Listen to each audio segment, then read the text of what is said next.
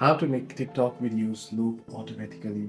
Well, hello everybody, welcome back into the channel. In this video today, let me guide you through the steps on how you can make TikTok videos loop automatically.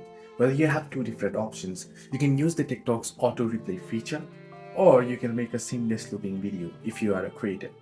Now for creator, you can make a looping video. I'm not going to get into that, but if you want to turn on auto replay, you want to open up TikTok and you want to tap and hold down on the video that you are playing. Then you'll find various options right here. So you can see download not interested.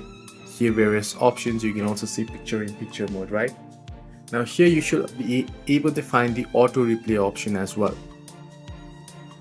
If you're unable to find it, then it is probably due to the version of TikTok or the reason that you are in that the feature itself can be not available. However, you should find it right there. Hope this video was helpful. To like and subscribe, and also do not forget to leave the comments down below if you have any further issues as well.